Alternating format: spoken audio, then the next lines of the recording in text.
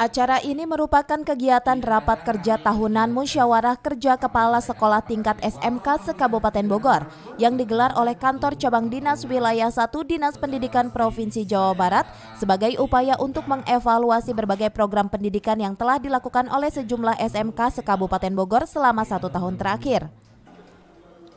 Musyawarah kerja kepala sekolah ini merupakan program tahunan dari Kantor Cabang Dinas Wilayah 1 Dinas Pendidikan Provinsi Jawa Barat dalam melaksanakan program pendidikan di tingkat SMK yang sesuai dengan program dari pemerintah, serta mengaktifkan para kepala sekolah di dalam mengikuti program-program pendidikan terbaru dari pemerintah.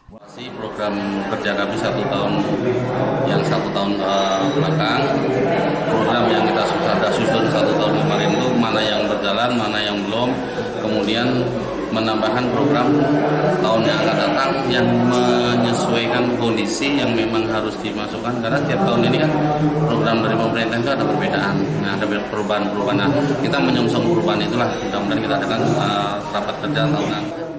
Untuk tahun-tahun ke depan, pemerintah telah menyiapkan berbagai program pendidikan untuk tingkat SMK ke arah Industri 4.0, yang mana nantinya seluruh lulusan SMK tersebut harus bisa menjadi lulusan yang siap kerja dan bisa mengikuti perkembangan zaman. Ini akan diselaraskan dengan perubahan-perubahan yang terjadi berkaitan dengan revitalisasi SMK, ya, yang mana sekarang ini sudah masuk ke era Industri 4.0.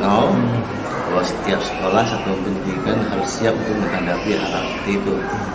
Di antara kegiatan-kegiatan revitalisasi itu adalah seperti sudah mulainya kurikulum yang diselaraskan dengan pihak industri, sehingga tamatan-tamatan daripada siswa kita itu bisa langsung diterima sesuai dengan potensi yang dia miliki. Dari Kabupaten Bogor, Mande Jajar melaporkan.